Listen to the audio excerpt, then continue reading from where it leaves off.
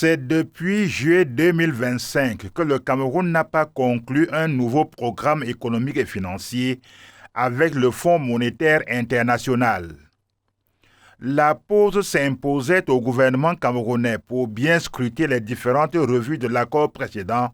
et prendre des mesures correctives dans le but de négocier plus efficacement le nouveau partenariat. Parmi les faiblesses de l'exécution du dernier programme économique et financier entre le FMI et le Cameroun figurait en bonne place le retard dans la reconstruction de la Société nationale de raffinage de Limbe, sinistrée en 2019 suite à un grave incendie. Il fallait, sur instruction du président de la République Paul Biya, accélérer la remise en état de cette entreprise stratégique qui doit réduire la dépendance aux importations des produits pétroliers finis qui obèrent les réserves de change du Cameroun et trouver des solutions aux difficultés de règlement des restes à payer et de respect des engagements. En date du 17 mars 2026 à Paris,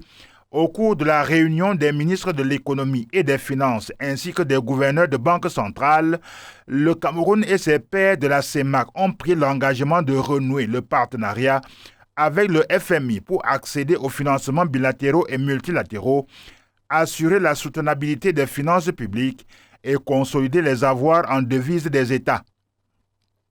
Une position qui épouse celle du gouvernement camerounais qui réitère sa volonté de reconduire ses accords avec le FMI pour maintenir les appuis budgétaires souvent substantiels des partenaires au développement afin de financer au mieux les projets dédiés à l'amélioration des conditions de vie des populations.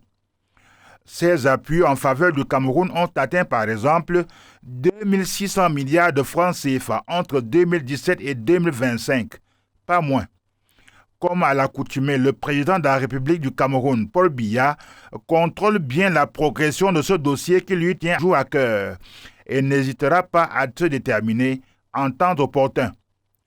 En attendant, le processus de validation des revues du FMI en zone CEMAC alimente encore quelques soucis à régler en urgence pour repartir sur des bases plus saines, bénéfiques à toutes les parties.